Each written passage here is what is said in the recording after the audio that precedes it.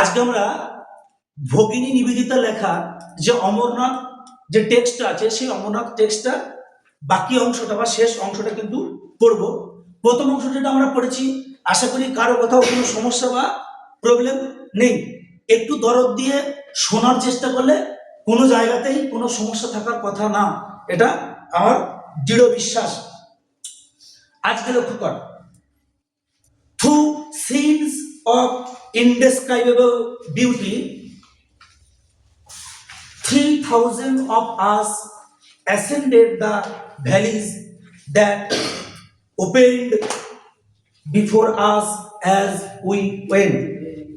Pen দিয়ে লাইনটাকে দেখাবি, এই জায়গাটা 3,000 of us দেখেছিস কি বললো? Through scenes of indescribable beauty. Through মানে মধ্য দিয়ে, সিন মানে কি? দৃশ্য বা সিনারি। ইনডেসক্রাইবেবল মানে কি? অনির্বচনীয়, যেটাকে বচনের মাধ্যমে প্রকাশ করা যায় না, যেটাকে ব্যাখ্যা করা যায় না। এতটা সুন্দর, এতটা অভিভূত হয়ে যাওয়া দৃশ্য, এতটা পাগল করা দৃশ্য, যেটাকে ভাষাতে প্রকাশ করা যায় না। বিউটি মানে সৌন্দর্য। তাহলে ভাষায় প্রকাশ করা যায় না এমন পাহাড়ি সৌন্দর্যর মধ্য দিয়ে, এমন পাহাড়ি সৌন্দর্য দেখতে দেখতে 3,000 of us, আমাদের মধ্যে কতজন সন্ন্যাসী? 3,000 সন্ন্যাসী বা 3,000 তীর্থযাত্রী, 3,000 পুণ্যার্থী। সবাই যে সন্ন্যাসী এমনটা নয়, 3,000 পুণ্যার্থী অ্যাসেন্ডেড। অ্যাসেন্ডেড মানে উত্তরণ করা, উপরে ওঠা। বানানটা লক্ষ্য কর, ASCENDED। অ্যাসেন্ডেড মানে কি? উত্তরণ করা বা পাহাড়ের উপরে ওঠা। আর ডিসেন্ডেড মানে কি? অবতরণ করা বা নিচে নেমে আসা। তাহলে আমাদের মধ্যে 3,000 জন উঠলাম দ্য ভ্যালিজ, সেই উপত্যকায়। ভ্যালি মানে উপত্যকায়। দ্যাট ওপেন্ড, দ্যাট ওপেন্ড যেটা উন্মুক্ত হয়েছিল, যেটা খুলে গিয়েছিল, বিফোর আস আমাদের সামনে, অ্যাজ উই ওয়েন্ট যখন আমরা চলছিলাম, যখন আমরা গিয়েছিলাম। যখন আমরা পাহাড়ের উপরে উঠলাম, আমাদের সামনে বিরাট একটা উপত্যকা উন্মুক্ত অবস্থায় ছিল, খোলা অবস্থায় ছিল। এই রকমের পাহাড়ি সৌন্দর্য, যে সৌন্দর্যটাকে কি মুখে ব্যাখ্যা করা যায় না, সেরকম সৌন্দর্য দেখতে দেখতে আমাদের মধ্যে 3,000 জন উপত্যকার মধ্যে আমরা এগিয়ে গিয়েছিলাম। দ্য ফার্স্ট ডে, প্রথম দিন, উই ক্যাম্পড, আমরা তাঁবু খাটিয়েছিলাম, ইন এ পাইন উড, একটি পাইন গাছের জঙ্গলে। জায়গাটা আন্ডারলাইন কর। পাহাড়ের উপরে আমি আগের দিন পড়াতে গিয়ে বলেছিলাম, কি বলেছিলাম? যে পাহাড়ি এলাকায় সাধারণত যে সমস্ত গাছগুলো জন্মে তাদের মধ্যে একটা গাছ হচ্ছে গিয়ে কি? পাইন গাছ। পাইন গাছের আকৃতিটাও আমি বলেছিলাম যে পাইন গাছটা কেমন? খানিকটা পিরামিডের মতো দেখতে, তাই না? পাইন গাছটা খানিকটা পিরামিডের মতো দেখতে। কি না, পাহাড়ি এলাকা টিকে থাকার জন্য তাদের একটা অভিযোজনগত একটি বৈশিষ্ট্য, যাতে করে বরফ পড়লেই গড়িয়ে যায়, তাই তাদের এরকম পিরামিডের আকৃতি বিশিষ্ট বা ত্রিভুজাকার গাছ। তো সেই যে পাইন গাছ, সেই পাইন গাছের জঙ্গলে তারা প্রথম দিন কি করেছিল? তাঁবুটাকে খাটিয়েছিল।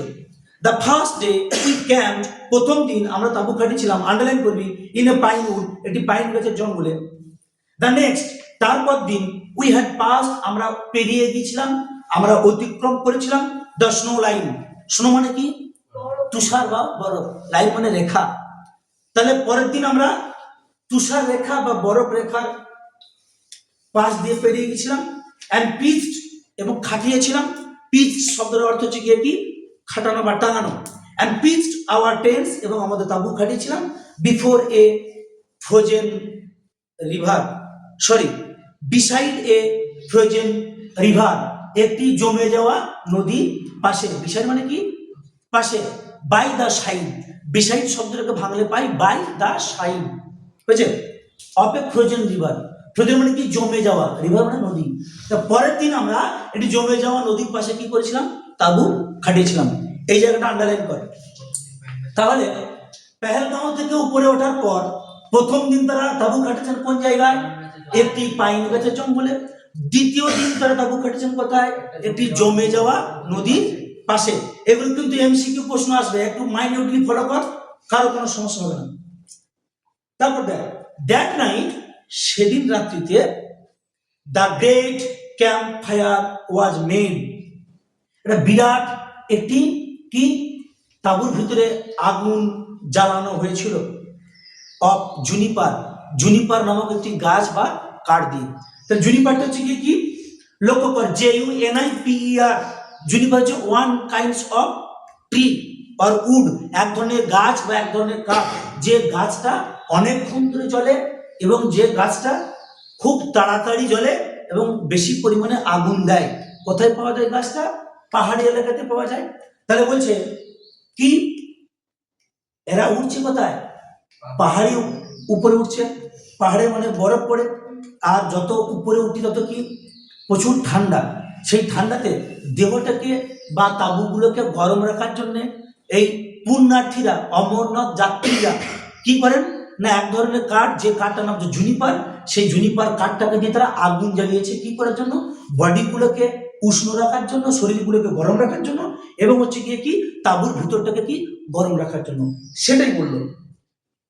দ্যাট নাইট, সেদিন রাত্রিবেলায়, দ্য গ্রেট ক্যাম্প ফায়ার, বিরাট একটি তাঁবুর আগুন ওয়াজ মেড, তৈরি করা হয়েছিল অফ জুনিপার, জুনিপার নামক কাঠ দিয়ে। অ্যান্ড দ্য নেক্সট ইভিনিং, এবং পরের দিন সন্ধ্যাবেলায়, অ্যাট স্টিল গ্রেটার হাইটস, আরো অধিকতর উচ্চতায়, গ্রেটার মানে কি আরো বেশি, হাই মানে উচ্চতা, তারা তো ক্রমশ উঁচুতেই তো উঠছে, যত পাহাড়ের উপরে তো ধর ওই একদম পুরো অমরনাথের যে গুহাটা অনেক উঁচুতে অবস্থিত, তাহলে তারা ক্রমশ নিচ থেকে উপরের দিকে উঠছে। তাহলে আগের দিনে জুনিপার কাঠ দিয়ে তারা আগুন জ্বালিয়ে ফেলেছে, কাঠগুলোতে কি মানে বাতাস, সূর্যের আলো, সমুদ্রের জোয়ার ভাটা, এইগুলোর মধ্যে কি পুনর্ভব সম্পদ পুনরায় সৃষ্টি হবে নাকি ক্ষয়িষ্ণু সম্পদ?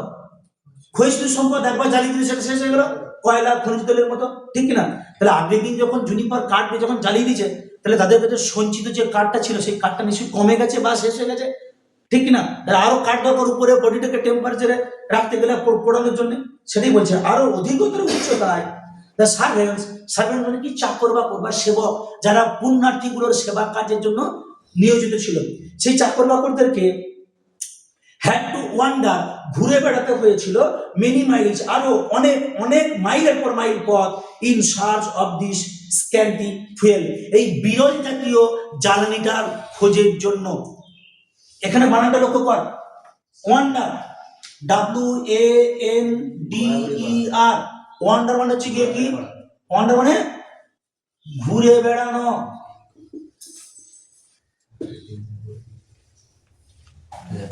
আর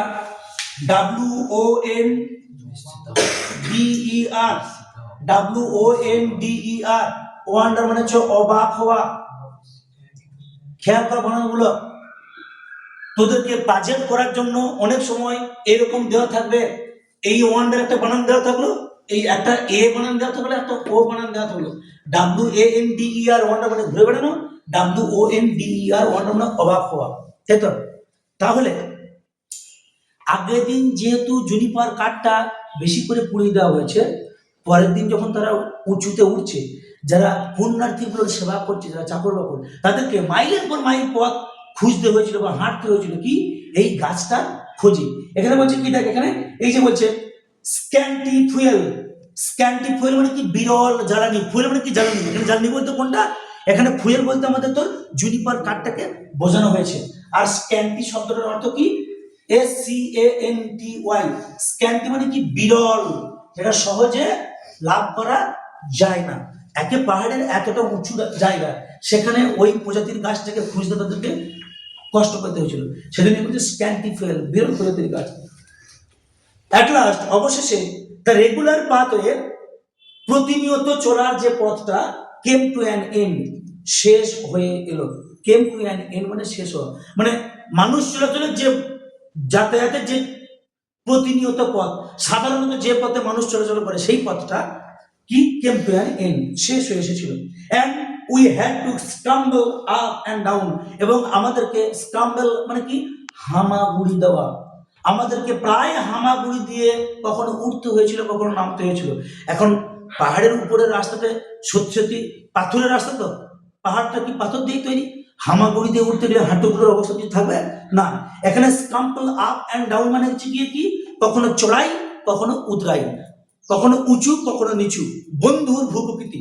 তাহলে যখন প্রতিনিয়ত চলাচলের যে পথটা, রেগুলার যে রাস্তাটা, সেই রাস্তা যখন শেষ হয়ে গেল তখন কি এবার চড়াই উতরাই পথ কিন্তু শুরু হলো। এবং গোট পাথ, ছাগলে চলা পথ ধরে, এটা হচ্ছে একটা কি বলতে পারি আমরা, এই এখানে এটা একটা ইডিওমেটিক ইউসেজ বলতে পারি। ছাগলে চলা পথ মানে কি, যে পথ দিয়ে ছাগল চলাচল করে। সোজা কথায় ছাগলে চলা পথটা খুব সরু হয়, বিরাট চওড়া চওড়া রাস্তার কিন্তু দরকার হয় না, বুঝতে পারছিস? সরু পথ, সোজা কথায় সুড়ি পথ বলা যেতে পারে। সুড়ি পথ মানে কি, একদম সংকীর্ণ রাস্তা, ন্যারো পাথ, ন্যারো ওয়ে, বুঝেছে? তাহলে আমরা চলতে শুরু করেছিলাম কেমন, একদম ছাগলে চলা পথ বা সুড়ি পথ ধরে বা সরু রাস্তা ধরে। On the face of steep declivities, on the face মানে কি, মুখে বা মুখোমুখি, of steep, steep মানে খাড়া, declivities মানে উতরাই, খাড়া উতরাই পথ আমাদের মুখের সামনে ছিল, আমাদের সামনে আমাদেরকে ফেস করতে হয়েছিল। till we reach, যতক্ষণ না পর্যন্ত আমরা পৌঁছেছিলাম the boulder strewn gorge, সেই পাথরে বেছানো, পাথরে ঢাকা কি গিরিখাতের আমরা পৌঁছলাম। তাহলে আমরা কতক্ষণ পর্যন্ত আমাদের সামনে এরকম খাড়া চড়াই পথ আমরা সম্মুখীন হয়েছিলাম, যতক্ষণ না পর্যন্ত আমরা এটি পাথরে ঢাকা গিরিখাতে পৌঁছাচ্ছি, সেই পাথরে ঢাকা গিরিখাতে পৌঁছেছি ততক্ষণ পর্যন্ত আমাদেরকে এরকম চড়াই পথ কিন্তু আমাদেরকে অতিক্রম করতে হয়েছিল। বোল্ডার মানে কি, পাথর। স্ট্রিউন মানে কি, এখানে মানে বেছানো আর কি, পাথর ঢাকা। আর এখানে GORGE, গজ মানে হচ্ছে কি ঘাট বা গিরিখাত। ইন হুইচ, যেখানে, যে পাথরে ঢাকা গিরিখাতের মধ্যে the cave of Amarnath was situated, অমরনাথের গুহাটা অবস্থিত ছিল।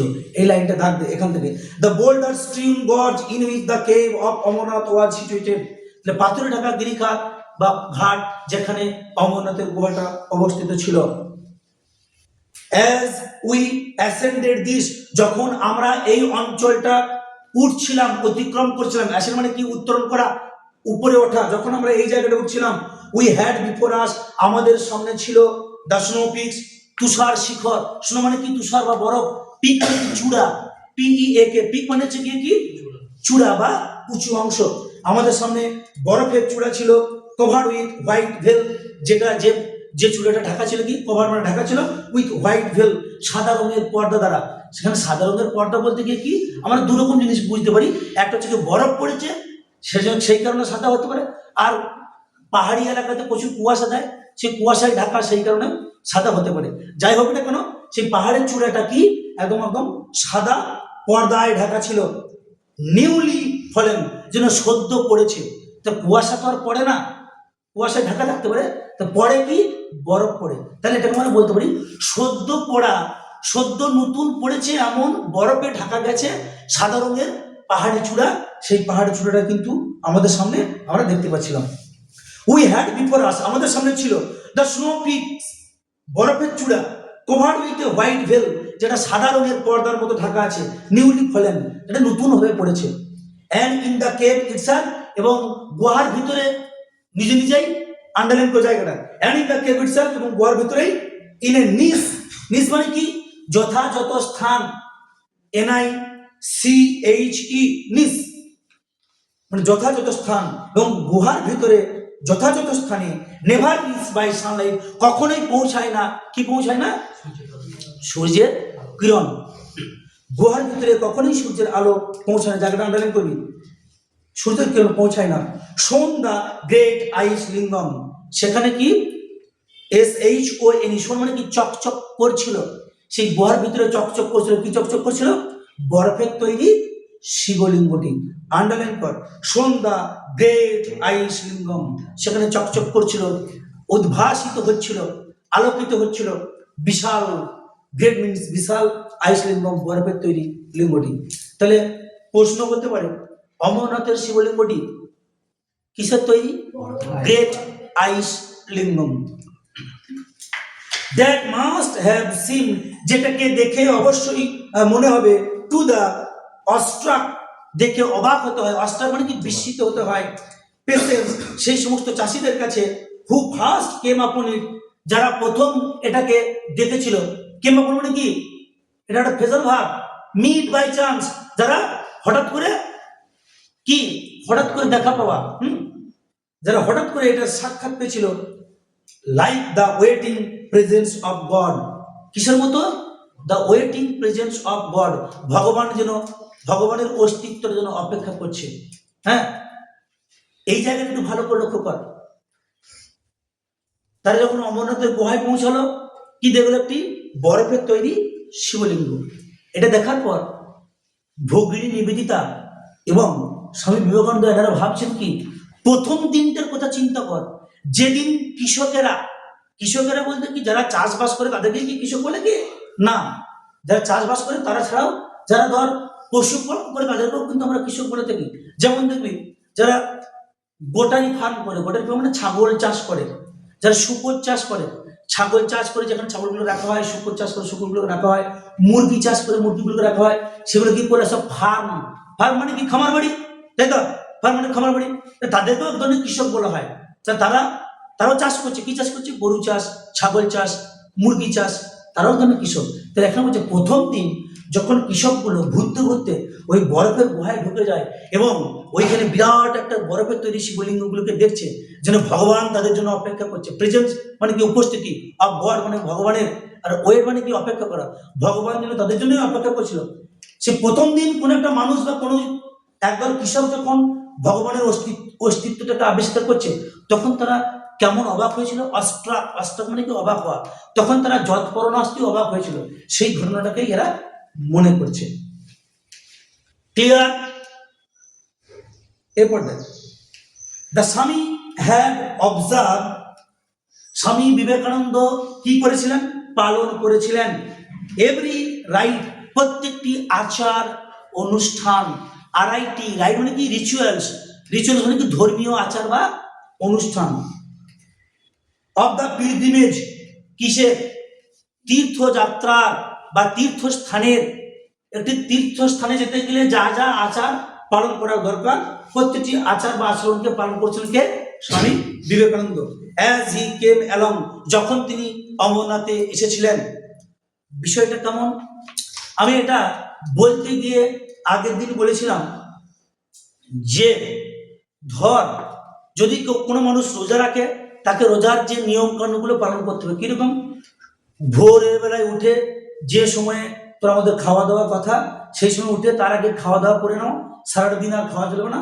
আবার বিকেল বেলায় হাত মুখ ধুয়ে উজুরুজু করে যথারীতি নামাজ পড়ে তো কি যেটাকে ওই আমাদের বিকেলে যে খাবারটাকে কি বলা হয়? ইফতার করা, তাই তো? এই যে রিচুয়ালস, উপোস করা যে রিচুয়ালস। আবার যদি কেউ হজ করতে যায়, তাকে সেখানে শয়তানকে ঢিল মারতেই হবে। আবার মস্তক কিন্তু মুন্ডন করতে, মাথা কিন্তু নাড়া হতেই হবে। এগুলো কি? হজ করতে যাওয়ার ইসলাম ধর্মের রিচুয়ালস, মানে ধর্মীয় আচার বা অনুষ্ঠান। আমাদের যেমন শিবের গাজন হয়, এই যে আর কদিন বাদেই হবে চড়ক গাজন, সেখানে কি উপোস থেকে নখ টক গুলো কেটে, চুল দাড়ি কেটে কি করতে হবে? ঠাকুরের কাছে মন্ত্রপুত করে তাকে একটা গায়ের একটা কি পইতে তাকে ঝুলিয়ে দেওয়া হলো, ঠিক কিনা? এবার দুদিন তিন দিন উপোস থাকা, সারাদিন উপোস থেকে সন্ধ্যার সময় একবার করে খাওয়া, এবং একদিন পুকুরে বা পাশাপাশি যে নদী থাকে, সেই পুকুরে বা নদীতে বালির তৈরি শিব ঠাকুর তৈরি করে সেখানে তাকে কি করতে হয়? পুজো করতে হয়, সূর্যের উদ্দেশ্যে পুজো করতে হয়। তাহলে এগুলো হচ্ছে কি?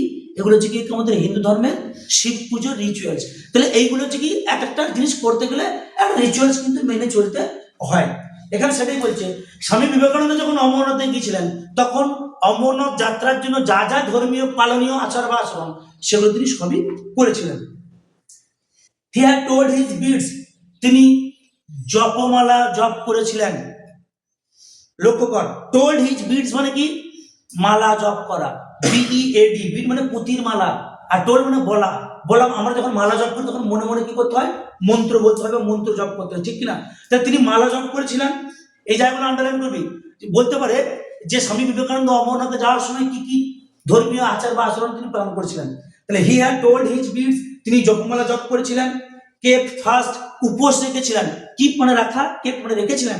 ফাস্ট মানে কি? উপবাস। তিনি উপবাস রেখেছিলেন। অ্যান্ড বাথ, এবং স্নান করেছিলেন in the ice cold water, বরফের মতো ঠান্ডা জলে। আইস কোল্ড মানে কি? বরফের মতো ঠান্ডা, ওয়াটার মানে জলে। অফ 5 স্ট্রিমস, জায়গাটা আন্ডারলাইন কর। 5টি নদীর সঙ্গমস্থল, ফাইভ স্ট্রিম মানে কি? 5টি স্ট্রিম মানে পাহাড়ি নদী বা ঝর্ণা। 5টি নদীর মিলনস্থলে যেটা তোর আমাদের বরফের মতো ঠান্ডা জল, সেই জলে তিনি স্নান করেছিলেন ইন সাকসেশন, পরপর। ক্রসিং দ্য রিভার, নদীগুলি পার হয়ে যাওয়ার পর, ক্রসিং দ্য রিভার গ্যাভিস, নদীর নুড়িপথ পার হয়ে যাওয়ার পর, অন আওয়ার সেকেন্ড ডে, আমাদের দ্বিতীয় দিন। তাহলে আমাদের দ্বিতীয় দিনে নুড়ি পরিপূর্ণ নদীটা পার হওয়ার পর 5টি নদীর বরফ গলা মিশ্রিত জল, সেই জলে তিনি কি করেছিলেন? পরপর স্নান করেছিলেন। তাহলে এখানে কটা নদীর বরফ গলা জল মিশছে? 5টি নদীর বরফ গলা জল মিশছে। তিনি কি রেখেছিলেন? উপোস রেখেছিলেন। আর তিনি কি জপ করেছিলেন? জপমালা বা মালা জপ করেছিলেন। And now, এবং এখন as he entered the cave, যখন তিনি গুহায় ঢুকলেন, লক্ষ্য কর, তাহলে অমরনাথে পৌঁছে গেছে। যখন তিনি অমরনাথের গুহায় ঢুকছেন, it seemed to him, এটা তার কাছে মনে হয়েছিল, as if, ঠিক যেন, he saw, তিনি দেখেছিলেন শিব ঠাকুরকে made visible before him, Shiva ঠাকুর তার সামনে দৃশ্যমান হয়ে আছেন, তার সামনে সশরীরে হাজির হয়ে আছেন। স্বামী বিবেকানন্দ যখন অমরনাথের গুহায় ঢুকছেন, ঠিক যেন তিনি সশরীরে শিব ঠাকুরকে চোখে দেখতে পেয়েছিলেন। amidst the buzzing, বাজ মানে কি? গুনগুন শব্দ, amid মানে মধ্যে, সেই গুনগুন শব্দের মধ্যে, swarming noise, swarm মানে কি? ভিড়, গ্যাদারিং, জমা হওয়া, swarming noise, noise মানে কি? চিৎকার চেঁচামেচি, ভিড়ের ঠেলাঠেলি, চিৎকার চেঁচামেচি, মানুষের গুনগুন আওয়াজ, অফ দ্য পিলগ্রিম, এই তীর্থযাত্রীদের, ক্রাউড মানে ভিড়। তাহলে সেখানে একটা জায়গা যদি প্রচুর সংখ্যক মানুষ যায়, কোনো জায়গাতে পুজো দিতেই যাক, বা একটা জায়গায় যদি 20 জন 30 জন মানুষ যদি সবসময় থাকে, সেখানে প্রত্যেককে একটা করে কথা বললে কেমন হবে? সেই জায়গাতে একটা গুনগুন আওয়াজ হবেই, ঠিক কিনা? আর মানুষের ভিড়, তাহলে সেই গুনগুন আওয়াজের মধ্যে, ভিড়ের ঠেলাঠেলি, তীর্থযাত্রীদের গাদাগাদি জায়গার মধ্যে, এবং দ্য ওভারহেড ফ্লাটারিং, মাথার উপর ঝটপট আওয়াজের মধ্যে, ওভারহেড মানে কি? মাথার উপরে, ফ্লাটারিং মানে কি? ঝটপট ঝটপট আওয়াজ, অফ দ্য পিজিয়ন্স, জায়গাটা আন্ডারলাইন কর, পায়রাদের ঝটপট ঝটপট আওয়াজের মধ্যে, এইগুলো কিন্তু চলছে। মাথার উপরে পায়রা ঝটপট করে উড়ে যাচ্ছে, একসঙ্গে অনেকজন তীর্থযাত্রী সেখানে কি ভিড় করে আছে, ঠেলাঠেলি, এবং প্রত্যেকে একটা করে যদি কথা বলে, তাহলে গুনগুন আওয়াজ। এই আওয়াজগুলোর মধ্যে স্বামী বিবেকানন্দ কি করলেন? হি নেট, তিনি হাঁটু গেড়ে বসলেন, এবং প্রস্ট্রেটেড 2 or 3 টাইমস, 2বার কি 3বার তিনি ভূপতিত হয়ে প্রণাম করা। প্রস্ট্রেটেড মানে কি? সাষ্টাঙ্গে প্রণাম করা, একদম মাটিতে শুয়ে গিয়ে প্রণাম করা। 2 or 3 টাইমস মানে কি? 2বার কি 3বার। জায়গাটা থাকবে, তিনি হাঁটু গেড়ে বসলেন, and prostrated 2 or 3 টাইমস, 2 থেকে 3বার তিনি ভূপতিত হয়ে প্রণাম করলেন। আর নোটিস, সকলের অলক্ষ্যে, কেউ যেন বিষয়টিকে খেয়াল করতে না পারে। অ্যান্ড দেন, এবং তারপর অ্যাফ্রেড, এই ভয় পেয়ে, লিস্ট, পাছে, ইমোশন মাইন্ড ওভারকাম হিম, তার মধ্যে আবেগ জন্ম নেয় বা তাকে আবেগে প্রভাবিত করতে পারে। হি রোজ, তিনি উঠে পড়লেন, অ্যান্ড সাইলেন্টলি, এবং নীরবে, উইথড্রিউ, তিনি সেখান থেকে বেরিয়ে এলেন। মানে কি? যারা আধ্যাত্মিক পর্যায়ের লোক, তোরা এই প্রসঙ্গে যদি শ্রীময়ের লেখা বা শ্রীময় কথিত আমাদের যে রামকৃষ্ণ কথামৃত আছে, যদি পড়িস, সে রামকৃষ্ণ কথামৃত পড়লে বুঝতে পারবি যে আমাদের আগাগোড়া আধ্যাত্মিক লোক হচ্ছে গিয়ে ভগবান শ্রী রামকৃষ্ণদেব। শ্রী রামকৃষ্ণদেব যখন কোনো দেবতার মন্দিরে যেতেন, কোনো দেবতার মন্দিরে প্রণাম করতেন, কোনো আধ্যাত্মিক যাত্রাপালা শুনতেন, কোনো আধ্যাত্মিক ভালো গান শুনতেন, তখন তার মধ্যে কি সমাধি হতো। সমাধি মানে কি? ওই আধ্যাত্মিক গানটা শুনতে শুনতে, ভগবানের রূপ দর্শন করতে করতে তিনি বাহ্য জ্ঞান শূন্য হয়ে যেতেন। মানে কি? তিনি দাঁড়িয়ে আছেন, হয়তো তাকেই আছেন, তাকে তিনি তার নিজের মধ্যে হয়তো তার অস্তিত্বটা নেই, তার আত্মাটা হয়তো পরমাত্মার সঙ্গে কি মিলেমিশে একাকার হয়ে গেছে, তিনি ধ্যানে মুগ্ধ হয়ে গেছেন। তাকে বাহ্য জ্ঞানটা রহিত, মানে কি? তার বাইরে কোনো জ্ঞান নেই, তাকে এরকম করে ঠেলে হয়তো নড়ে দেবে। ঠাকুরমশাই শুনছেন? ও ঠাকুরমশাই, এই যে নড়ি থেকে জাগানো, এই যে ব্যাপারটা, তাহলে পাছে ওই অমরনাথের শিবলিঙ্গ দর্শন করে, যেমন গুরুদেব রামকৃষ্ণ ছিলেন একজন আধ্যাত্মিক মানুষ, তিনি যেমন কোনো ওরকম আধ্যাত্মিক ঠাকুর দর্শন করলে বা কানে আধ্যাত্মিক কথা শুনলে যেমন তার বাহ্যিক জ্ঞান রহিত হয়ে যেত, ঠিক তেমনি তার শিষ্য বিবেকানন্দ তিনি বড় মাপের আধ্যাত্মিক লোক। ও ভাবছে গিয়ে কি ওই অমরনাথের গুহায় টপাটপ 2 থেকে 3টে প্রণাম করে, আর ও তো দেখতে পাচ্ছে যে শিব ঠাকুরের উপস্থিতি লক্ষ্য করতে পারছে। ও দেখছে আমি যখন ধ্যানে বসি, তাহলে একে পাহাড়ের গুহাটা ছোট বা সংকীর্ণ, এত লোকজন যাতায়াত করছে, ধ্যানে বসে যদি তার মধ্যে ভাবের সঞ্চার হয়, ভাবের উদয় হয়, ওরকম সমাধি হয়ে যায়, তাহলে কি হবে? বাকি লোকেদের সমস্যা হতে পারে, দরকার নেই টপটপ 2-3টে প্রণাম করে পাছে ওইরকম ভাব উদয় হয়, তাই তিনি সেখান থেকে বেরিয়ে চলে এলেন। ব্যাপারটা বুঝতে পারছিস? পাড়া গ্রামে দেখবি সেই মনসা পুজো, কালী পুজো হলে কিছু কিছু মেয়ের মধ্যে কি সে বলে ঠাকুর ভর করেছে, মাথা চুলকে তুমি ঝাঁস দিয়ে একটা কাজ করে দেয়, মানে কি, হ্যাঁ বেটা তোরা এই ভুল করছিস, ওই ভুল করছিস, সেই ভুল করছিস। এখন এগোই যে বিশ্বাসে মেলায় বস্তু তর্কে বহুদূর, বিজ্ঞান হয়তো এটাকে অন্যরকম ভাবে ব্যাখ্যা করবে যে ওই মেয়েটির হয়তো কোনো মৃগী বা এই জাতীয় কোনো রোগ আছে, হিস্ট্রি জাতীয় রোগ, কিন্তু যারা ঠাকুর ঠাকুর বিশ্বাস করে তারা ভাবে যে সত্যি হয়তো ওই মেয়েটি বা ওই ভদ্রলোকটির উপরে ঠাকুরের ভর নেমে এসেছে, মানে ঠাকুরের সত্যি তার উপরে ভর করেছে আর কি, অতএব সে যেটি বলছে সেটি ঠিক, মানে এরকম কোনো ঘটনা যাতে না ঘটে সেই জন্য বিবেকানন্দ সেখান থেকে বেরিয়ে এলেন। জায়গাটা বুঝতে পেরেছিস? এবার লক্ষ্য কর, হি সেড আফটারওয়ার্ডস, তিনি বলেছিলেন তারপর, দ্যাট যে ইন দিস ব্রিফ মোমেন্টস, এই সংক্ষিপ্ত সময়ের মধ্যেই, এই অল্প সময়ের মধ্যে, ব্রিফ মানে কি সংক্ষিপ্ত মোমেন্টের সময়, এই যে অল্পটুকু সময় তিনি দেখলেন, 2-3বার প্রণাম করলেন, বেরিয়ে এলেন, এই অল্প সময়টুকুর মধ্যেই হি হ্যাড রিসিভড, তিনি গ্রহণ করেছেন, রিসিভ মানে কি পাওয়া, তিনি পেয়েছিলেন, ফ্রম শিব, আন্ডারলাইন কর, শিব ঠাকুরের কাছ থেকে, কি শিব ঠাকুরের কাছ থেকে পেয়েছিলেন? দ্য গিফট অফ অমর, অমর বর, অমর বর মানে কি, যে কোনোদিন মারা যাবে না, সেটা কি বলছে অমর বর। তাহলে বিবেকানন্দ কি মারা যায়নি? বিবেকানন্দ মারা গেছে, তাই এই অমর বরটা কেমন বর দেখা যাক।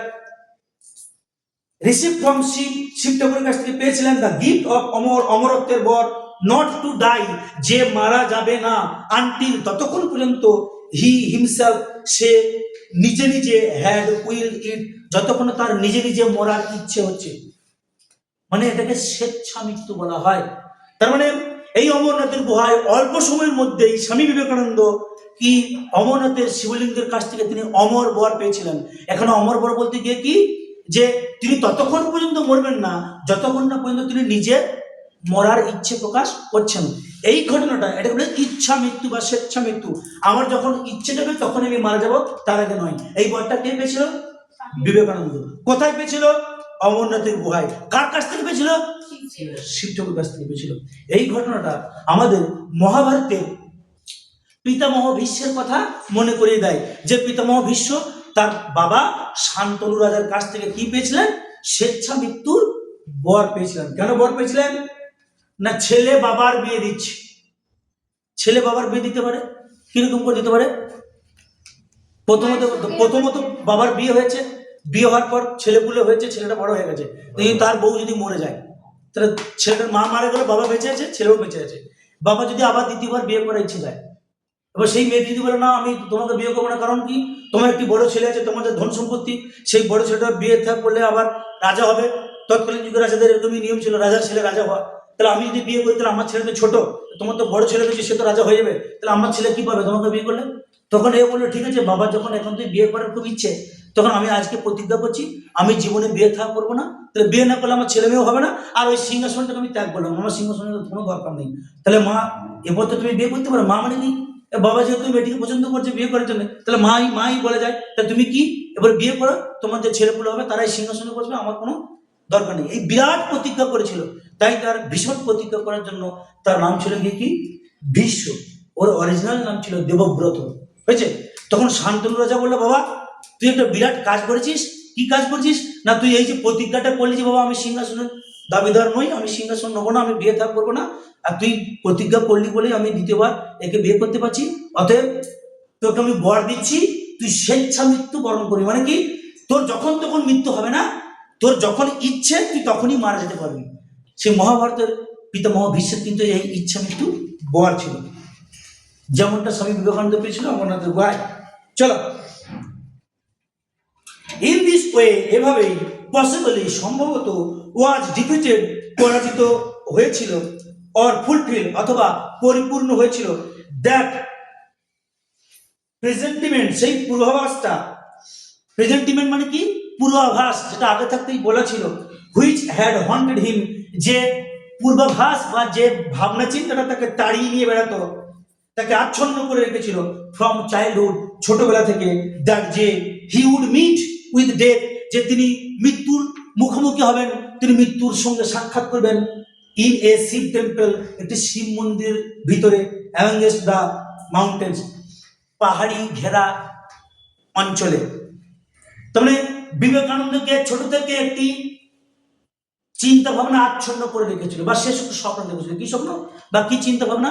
যে পাহাড়ে ঘেরা একটি জায়গা, সেখানে একটি শিব মন্দির থাকবে, সেই শিব মন্দিরের ভিতরে তিনি কি করবেন? তিনি মৃত্যুর মুখোমুখি হবেন, তিনি মৃত্যুকে সাক্ষাৎ করবেন। তাহলে পাহাড়ে ঘেরা জায়গা কোনটা?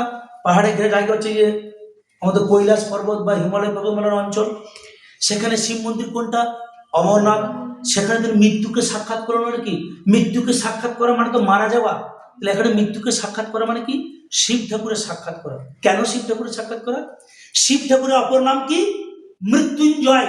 মৃত্যুকে জয় করেছেন যিনি, যিনি মৃত্যুকে জয় করেছেন তারই নাম হচ্ছে গিয়ে কি? মৃত্যুঞ্জয়। তাহলে যিনি মৃত্যুকে জয় করছেন সেটা শিব ঠাকুর। শিব ঠাকুরের মুখোমুখি হওয়া এবং শিব ঠাকুরকে বলবেন তুমি অমর, তুমি মারা যাবে না। তুমি যেদিন মনে মনে ইচ্ছা করবে যে আমার আর মানব দেহ ভালো লাগছে না, আমি মারা যাবো, আর ভালো লাগছে না, তুমি সেদিনই মারা যাবে। তাহলে এভাবে ছোটবেলা থেকে যে চিন্তাটা বিবেকানন্দকে আচ্ছন্ন করে রেখেছিল তাড়িয়ে নিয়ে বেড়াতো। পাহাড়ি ঘেরা একটি শিব মন্দিরের মধ্যে তিনি মৃত্যুর মুখোমুখি হবেন, মৃত্যুর সামনাসামনি হবেন। এভাবেই অমরনাথের গুহায় শিব ঠাকুরের দর্শন পাওয়ার পর, শিব ঠাকুরের কাছ থেকে অমর পাওয়ার পাওয়ার পর, শিব ঠাকুরের কাছ থেকে স্বেচ্ছা মৃত্যু পাওয়ার পর তিনি যেন মৃত্যুর মুখোমুখি হলেন। বুঝতে পারলাম? এই জায়গায় আর একটা রেফারেন্স আছে, না বললেও নয়, কিন্তু বলে দিলে বিষয়টা ক্লিয়ার হয়ে যায়। এই যে মাথার উপর দিয়ে ঝটপট ঝটপট করতে করতে উড়ে যাচ্ছে পায়রা, পিজিয়ন বললি না? পায়রা জায়গাটা কেন? প্রথম দিন আমি পড়াতে গিয়ে বলেছিলাম জায়গাটার নাম কেন অমরনাথ হলো। ভগবান শিব ঠাকুর পার্বতী বা দুর্গাকে কেমন করে অমর হওয়া যায় সেই গোপন রহস্যটা বলছিলেন। ওই গুহাতে অমর হওয়ার গোপন রহস্য বলেছিলেন বলে এই জায়গাটাকে কি বলছি আমরা? অমরনাথ হলো। যখন পার্বতী বা দুর্গা যখন এই অমর হওয়ার কাহিনীটা শুনছিলেন, আমরা যখন কোনো গল্প শুনি তখন কি বলি? তারপর তারপর ঠিক আছে, মানে আমরা প্রতিক্রিয়া জানাই যে আমি যে গল্পটা শুনছি আগ্রহী, সেটা প্রতিক্রিয়া জানাই। তো এরকম দুর্গা প্রথম প্রথম কি হু দিয়ে দিয়ে দিয়ে দিয়ে যাচ্ছিল, তারপরে হঠাৎ করে কিন্তু ঘুমিয়ে যায়। ঘুমিয়ে যাওয়ার পরে তখন কিন্তু শিব ঠাকুর গল্প বলে যাচ্ছে, কেউ না কেউ কিন্তু হু দিয়ে দিয়ে দিয়ে দিয়ে যাচ্ছে। যখন অমর হওয়ার কাহিনীটা যখন বলা শেষ হয়ে গেল, তখন শিব ঠাকুর দেখছে গিয়ে কি যে পার্বতী ঘুমিয়ে গেছে, নড়ে গেছে, সে ঘুমিয়ে একদম পুরো কাদা। এরপরে তাহলে ভাবছে এতক্ষণ যে আমি অমর হওয়ার কাহিনীটি বললাম, এটা শুনলো কে? তখন তিনি ধ্যান যোগে দেখছেন গিয়ে কি, তিনি যেখানে যে গুহার ভিতরে বসে এই অমর হওয়ার কাহিনীটা বলছেন, সেই গুহার ভিতরে এক জোড়া সাদা পায়রা, একটা কপত একটা কপতি, একটা ছেলে পায়রা একটা মেয়ে পায়রা। তখন রেগে গিয়ে শিব ঠাকুর কি ত্রিশূলটাকে দিয়ে ওই পায়রাটাকে, ছেলে পায়রাটাকে মেয়ে পায়রাটিকে মারতে যাচ্ছে। তখন ওই পায়রা, ছেলে পায়রা মেয়ে পায়রাটি শিব ঠাকুরের পায়ে গিয়ে নিবেদন করে বলছে যে ঠাকুর, তুমি তো এইমাত্র অমর হওয়ার কাহিনী বললে, কেমন করে মানুষ অমর হয়, এবং এই কাহিনী যারাই শুনবে তারাই কিন্তু অমর হয়ে যাবে। তাহলে আমরা তো তোমার মুখ থেকে কেমন করে অমর হয় সেই কাহিনী শুনলাম, তাহলে হিসেব করছি আমাদের অমর হওয়ার কথা, আমাদের মৃত্যু হবে না। তাহলে তুমি যদি ত্রিশূল দিয়ে আমাদেরকে মেরে দাও, তাহলে তোমার মুখের বাণীটাই তো বিপরীত হয়ে যাচ্ছে। বুঝেছিস কি? আমরা তোমার মুখ থেকে বাণীটা শুনলাম, তার মানে আমরা অমর, আমাদের মৃত্যু হবে না। তুমি যদি আমাদের ত্রিশূলটা ছেড়ে দাও, তাহলে তো আমাদের যদি মৃত্যু হয়, তাহলে তো তুমি ভগবান দেবাদিদেব মহাদেব, তাহলে তোমার মুখের বাণীটাই তো মিথ্যা হয়ে গেল। ভগবান শিব ভেবে দিলে হ্যাঁ কথা তো ঠিক। তখন তিনি কি বললেন, ঠিক আছে তোমরা অমর হয়েই থাকবে, এই গুহার মধ্যেই থাকবে। এবং একটা কথা বলা হয় কিংবদন্তি অনুযায়ী, অমরনাথের গুহায় যারা কি করতে যায়, শিব ঠাকুরকে দর্শন করতে যায়, তারা যদি এই দুটো পায়রার দর্শন পায়, তাহলে ধরে নেওয়া হয় তাদের তীর্থ করা সফল। এবং এই পায়রা জোড়া কিসের প্রতি? এই পায়রা জোড়া শিব এবং পার্বতীর প্রতি। ওই পায়রা দুটোকে যদি কেউ অমরনাথে গিয়ে দেখতে পায়, তাহলে ধরে নেওয়া হয় তাদের তীর্থযাত্রা সফল, তারা যেন স্বয়ং ভগবান দেবাদিদেব মহাদেব এবং পার্বতীর দর্শন পেয়েছে। পায়রা জোড়াটার রহস্য বুঝতে পারলি? যে নেক্সট আউটসাইড দ্য কেভ, তাহলে গুহার ভিতরে কি দর্শন হয়ে গেল। এবার গুহার বাইরে, আউটসাইড দ্য কেভ, গুহার বাইরে, দেয়ার ওয়াজ নো ব্রাহ্মণিক এক্সপ্লয়টেশন, সেখানে কোনো বামুনদের বা ব্রাহ্মণদের উৎপীড়ন ছিল না, অফ দ্য হেল্পলেস পিপল, অসহায় মানুষগুলোর উপরে। কেন এই কথাটা বললো? আজকে যদি তোরা পুরী ধামে যাস, আজকে যদি তোরা তারাপীঠে যাস, আজকে যদি তারা যে কোনো তীর্থক্ষেত্রে যাস, আমি দুটো নাম করলাম, হয়তো সব জায়গায় সমান নয়, কম বেশি হবে। যে কোনো তীর্থক্ষেত্রে গেলে ঠাকুরকে তুই প্রণাম করবি কি? সেখানকার যারা ব্রাহ্মণ, সেবায়িত, পূজারী, পান্ডা, তাদের জ্বালায় সাধারণ পুণ্যার্থীরা অস্থির হয়ে যায়। দাদা আমার দোকানে জুতো রাখুন, পুজোর ডালি থেকে শুরু করে সমস্ত কিছু পাবেন 101 টাকা, 51 টাকা, 200 টাকা, 500 টাকা থেকে শুরু, ঠিক কিনা? তার মানে কি তুই বেরোতে হবে, তোকে হাত করে টেনে ধরে নিয়ে চলে যাবে। আচ্ছা বল, একটা ফুলের মালা ক টাকা দাম হতে পারে? 5 টাকা, 10 টাকা বাদ দিলাম, 20 টাকা, 25 টাকা একটা ফুলের মালা এনাফ। যদি জবা ফুলের মালা কিনিস, রজনীগন্ধা ফুলের মালা কিনতে একটু বেশি টাকা। তাহলে একটা রিজনেবল রেট যদি কেউ নেয়, আর যদি তোর ওই ঠাকুরের প্রসাদ মন্ডা, বাতাসা, চিড়ে, মুরগি, যাই প্রসাদ নিবি না কেন, একটা রিজনেবল রেট নিলে কি মানুষের মনটা খুশি থাকে না? ও ঠিক আছে, এটা দাম হতে পারে। একটা 5 টাকা সাইজের মিষ্টি যদি 10টা দেয়, তো 10 5 50 টাকা। একটা মালা মোটামুটি ফুলের মালা যদি হয় 20 টাকা, 50 আর 20 70 টাকা। সেটাকে মোটামুটি 90 টাকা, 101 টাকা নিই। তোর দেখে ভালো লাগছে, 10টা মিষ্টি দিচ্ছে, ফুলের মালা, সিঁদুর, ধূপটুপিতে দিতে 100 টাকা, ঠিক আছে। এখন সেই 100 টাকার পুজোর সরঞ্জামটা বা ডালিটা যদি তোর 500 টাকা করে, তোর তোর মনে লাগবে, তুই তো জানিস যে এই মিষ্টিগুলোর দাম কত হতে পারে, এই ফুলটার দাম কত হতে পারে। তো তোর 100 টাকার জিনিসটা যদি তোর কাছ থেকে 500 টাকা নেয়, তোর মনে কি হবে? তখন তোর ঠাকুরের দিকে ওই পুজোর ডালিটা দিয়ে পুজো দিতে মনে যাবে না? মনের ভিতরটা একটা কাঁটা খচ খচ খচ খচ করবে, দেখ 100 টাকার মালটা 500 টাকা নিয়ে নিল, হবে না? হবে না? তাহলে এই যে পূজারীদের প্রতি যে অত্যাচার, আর ভিতরে গেলে কি তোকে ঘন্টার পর ঘন্টা লাইন দিয়ে দেখতে হবে। এবারে 50 টাকার একটা লাইন, 500 টাকার লাইন, 1000 টাকার লাইন। যারা VVIP, very very important person, তার জন্য 1000 টাকা দিলে তোকে অন্য পথ দিয়ে গিয়ে স্বয়ং মা কালীকে একবারে জড়িয়ে ধরিয়ে একদম তোকে নিয়ে চলে আসছে, কিন্তু সরাসরি আশীর্বাদের পেয়ে। আরে ভাই, এরকম করে ঠাকুরকে পাওয়া যায় না, কষ্ট করে ঠাকুরকে পাওয়া যায়। তা নাহলে তো কি, কষ্ট না করলে কেষ্ট মেলে না, কষ্ট না করলে ভগবানকে কখনোই পাওয়া যায় না। এটাই সেই প্রবাদে, নো পেন্স নো গেমস, কষ্ট না করলে কেষ্ট মেলে না।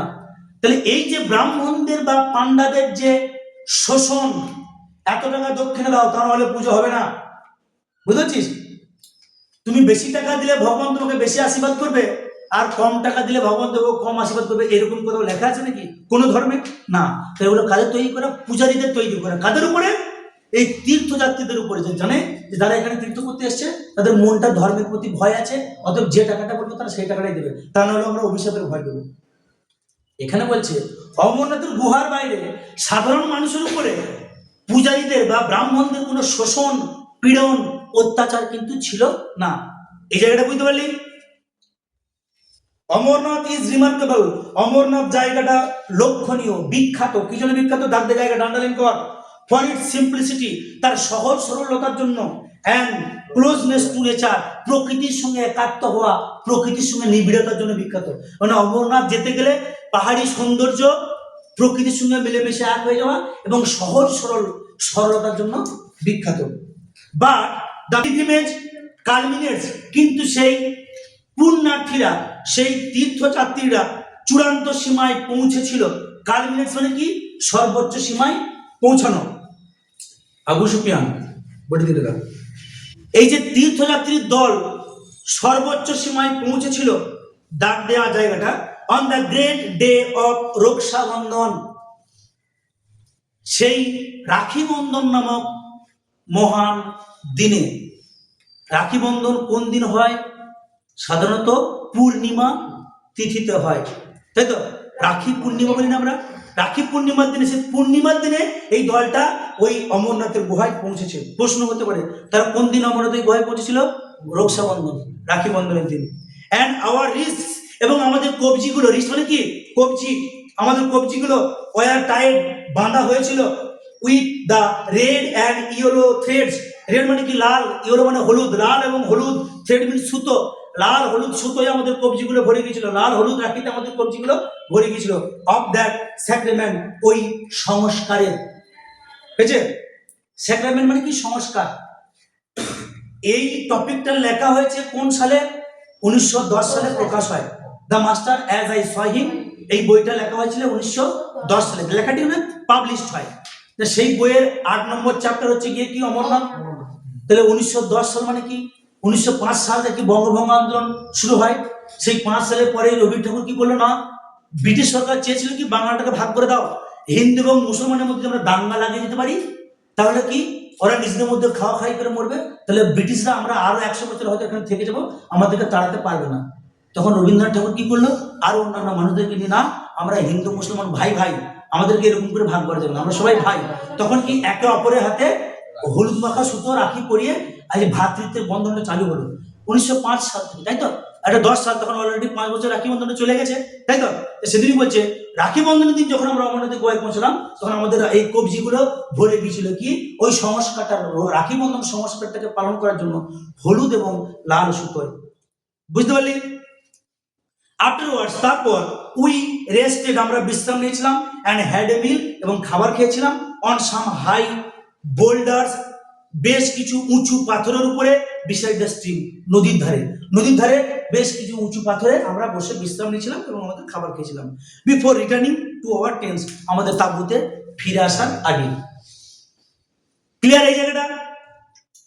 এরপর দেখো, দ্য স্বামী ওয়াজ full of the place, Swami Vivekananda পরিতৃপ্ত হয়েছিলেন, খুশি হয়েছিলেন, সৌন্দর্যে মোহিত হয়েছিলেন, অফ দ্য প্লেস মানে ওই জায়গাটি।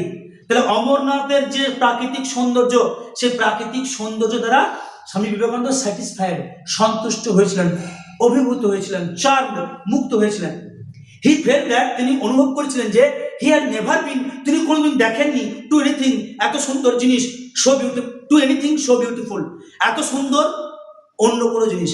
তাহলে বিবেকানন্দ স্বীকার করছেন কি কি এর আগে তিনি এত সুন্দর প্রাকৃতিক দৃশ্য আর দেখেননি। হি স্যাট লং, তিনি বসেছিলেন দীর্ঘ সময়, সাইলেন্ট, নীরবে, চুপচাপ, তিনি দীর্ঘ সময়, বেশিক্ষণ সময় ধরে তিনি চুপচাপ বসেছিলেন। দেন তারপর হি সেড ড্রিমলি, তিনি যেন তন্দ্রাচ্ছন্ন হয়ে বললেন, ড্রিমলি মানে কি, তন্দ্রাচ্ছন্ন হবে, ঢুলু ঢুলু হবে, আচ্ছন্ন হয়ে বললেন, আই ক্যান ওয়েল ইমাজিন, আমি খুব ভালোভাবে কল্পনা করতে পারছি, আই ক্যান ইমাজিন, আমি কল্পনা করতে পারছি, ওয়েল মানে খুব ভালোভাবে, আমি যেন ভালো করে কল্পনা করতে পারছি, দেখতে পাচ্ছি, হাউ দিস কেভ, কেমন করে এই গুহাটা, ওয়াজ ফার্স্ট ডিসকভার্ড, যখন প্রথম আবিষ্কার করা হয়েছিল। বিবেকানন্দ বলছেন আমি স্পষ্ট দেখতে পাচ্ছি এই অমরনাথের গুহাটা, অমরনাথের শিবলিঙ্গটা যখন প্রথম আবিষ্কার করা হয়। এই পার্টি অফ শেপার্ডস, একদল মেষ পালক বা একদল রাখাল, একদল ভেড়ার বাগান, ওয়ান সামার ডে, জায়গাটা আন্ডারলাইন করবি, একটি গ্রীষ্মকালের দিনে, মাস্ট হ্যাভ লস্ট, হয়তো তারা হারিয়ে ফেলেছিল, দেয়ার ফ্লক্স, এখানে ফ্লক্স বলতে গিয়ে কি, ভেড়ার পাল বা ভেড়ার দল। ফ্লক্স হচ্ছে কি, কালেকটিভ নাউন, তোকে ফ্লক শব্দটা দেওয়ার পর বলতে পারে this is an example of, বললো common noun, proper noun, collective noun, abstract noun. তাহলে ফ্লক মানে কি, দল, এ ফ্লক অফ শিপস, একদল ভেড়া, ঠিক আছে। বিবেকানন্দ বলছে আমি স্পষ্ট দেখতে পাচ্ছি কোন একটি গ্রীষ্মকালের দিনে একদল ভেড়ার বাগান বা একদল ভেড়ার রাখাল কি তাদের ভেড়াগুলোকে হয়তো হারিয়ে ফেলেছিল, অ্যান্ড ওয়ান্ডার, এবং তারা ঘুরে বেরিয়েছিল। দেখ এখানে বানানটা কিন্তু ওয়ান্ডার, এই বানানটা WANDER, ওয়ান্ডার, এবং তারা ঘুরে বেরিয়েছিল, ইন হেয়ার, এইখানে এই অমরনাথ নামক জায়গায়, ইন সার্চ অফ দেম, তাদের খোঁজে। এখানে দেম বলতে কাদেরকে বোঝানো হচ্ছে, দেম বলতে এখানে ওই ভেড়ার পালটাকে বোঝানো হয়েছে, ভেড়াগুলিকে, ফ্লক অফ শিপস, ভেড়ার পালগুলিকে বোঝানো হয়েছে। তার মানে কি, একদল রাখাল তারা ভেড়া চড়াতে গিয়েছিল পাহাড়ের উপরে, হয়তো তাদের ভেড়াগুলো হারিয়ে যায়, খুঁজতে খুঁজতে খুঁজতে খুঁজতে তারা এই অমরনাথের গুহাতে তারা এসে পৌঁছায় এবং সেখানে তারা এই শিব ঠাকুরের দর্শন পায়। দেন তারপর when they came home, সেখান থেকে যখন তারা বাড়ি ফেরে, টু দ্য ভ্যালি, সেই উপত্যকার মধ্যে, দে টোল্ড, তারা বলেছিল, হাউ, কেমন করে, দে হ্যাড সাডেনলি, তারা হঠাৎ করেই কাম আপন মহাদেব, দেবাদিদেব মহাদেবের সামনে হাজির হয়। তারপর সেই গুহা থেকে ফিরে এসে যখন বাড়িতে এসে তাদের মানুষজন কাছে গল্প করছে, যে তারা বলছে কেমন করে আমরা আজকে ভেড়ার পাল খুঁজতে খুঁজতে হঠাৎ করে দেবাদিদেব মহাদেবের আবিষ্কার করি বা দেবাদিদেব মহাদেবের দর্শন পাই। এই জায়গাটাতে কারো কোনো সমস্যা আছে? তাহলে অমরনাথের গুহাটাকে আবিষ্কার করলো কারা? একদল মেষ পালক বা একদল রাখাল।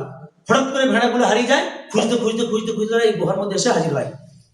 লাস্ট প্যারা, অফ মাই মাস্টার হিমসেলফ, আমার যে প্রভু, সেই প্রভুর মত অনুযায়ী, আমার যে মাস্টার, আমার যে মালিক, আমার যে গুরুদেব, তার মত অনুযায়ী। এখানে আমার বলতে কার, এই লাইনটা আন্ডারলাইন কর, এখানে এই লাইনটা দিয়ে বলতে পারে হেয়ার মাই রেফার্স টু, এখানে মাই বলতে কাকে বোঝানো হয়েছে, সিস্টার নিবেদিতাকে, আর মাস্টার বলতে কাকে বোঝানো হয়েছে, স্বামী বিবেকানন্দকে। তাহলে আমার গুরুদেব বিবেকানন্দের মতে ইন এনি কেস, যাই হোক না কেন, এ লাইক স্টোরি ওয়াজ টু, এই রকমের গল্পটা কিন্তু সত্যিকারের গল্প। যাই হোক, আমার প্রভু আমার গুরুদেব স্বামী বিবেকানন্দের মতে এই গল্পটা কিন্তু পুরোপুরি সত্যি একটা গল্প। দ্য পিউরিটি, এই যে পবিত্রতা, পিউরিটি মানে কি পবিত্রতা, অ্যান্ড হোয়াইটনেস এবং শুভ্রতা, হোয়াইট মানে কি সাদা শুভ্র, এই পবিত্রতা এবং শুভ্রতা অফ দ্য আইস পিলার, এই বরফের যে স্তূপ, এখানে শিবলিঙ্গটা কিসের? বরফের। সেদিন বলছে আইস পিলার, এই যে বরফের স্তূপের বা বরফের তৈরি শিবলিঙ্গ যে পবিত্র ভাব এবং যে সাদা শুভ্র ভাব, হ্যাড স্টার্টেড, অবাক করে দিয়েছিল। স্টার্টেড মানে কি? অবাক করে দেওয়া। অ্যান্ড এনর্যাপ্ট হিম, এবং তাকে আচ্ছন্ন করে রেখেছিল। এনর্যাপ্ট মানে কি? আচ্ছন্ন করে রাখা। বরফের তৈরি যে শিবলিঙ্গ, এই শিবলিঙ্গটাকে দর্শন করার পর আমার গুরুদেব বিবেকানন্দ বলতেন, এই বরফের তৈরি শিবলিঙ্গকে দর্শন করার পর তিনি যেন অবাক হয়ে গেছিলেন, এবং তাকে যেন সেই শিব ঠাকুরের যে প্রভাব, শিব ঠাকুরের যে ঐশ্বরিক ক্ষমতা, তাকে যেন আচ্ছন্ন করে রেখেছিল, মোহপিষ্ট করে রেখেছিল।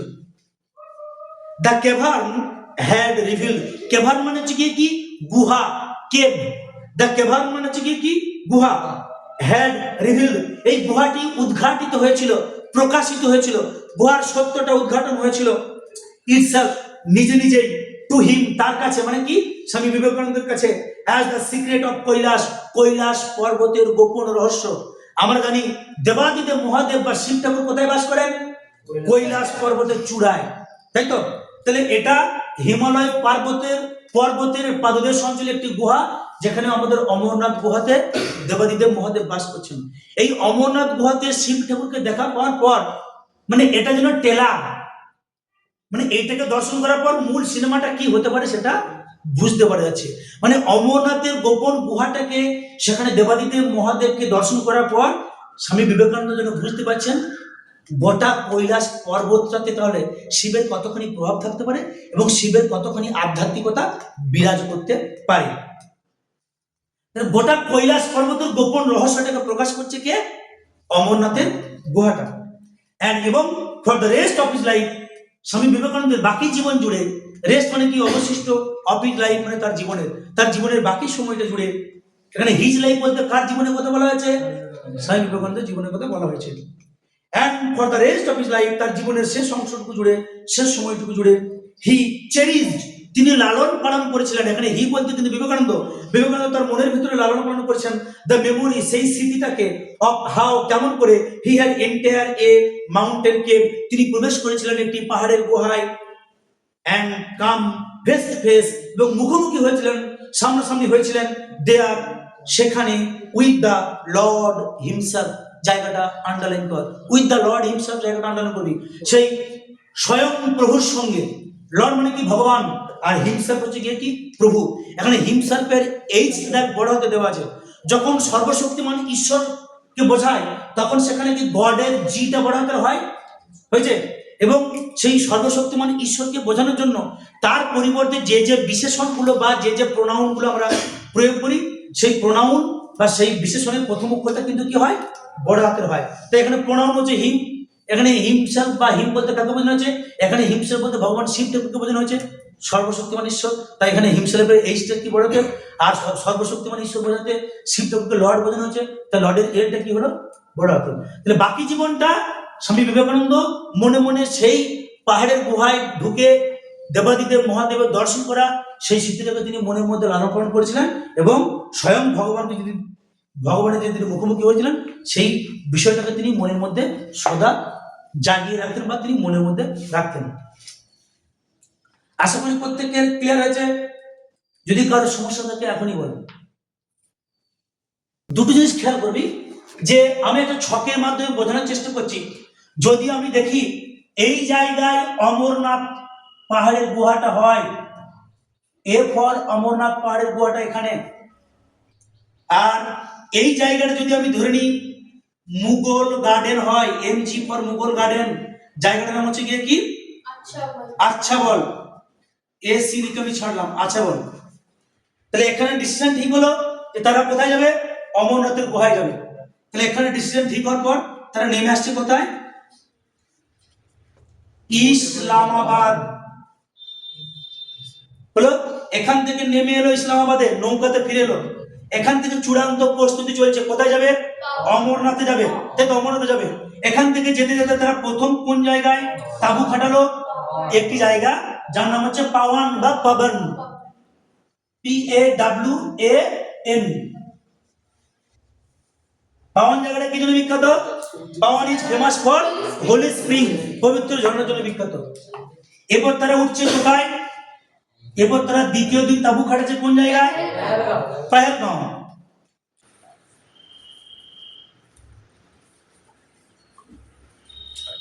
তারপর তারা পহেলগাঁওয়ে পৌঁছেছে, তাই তো?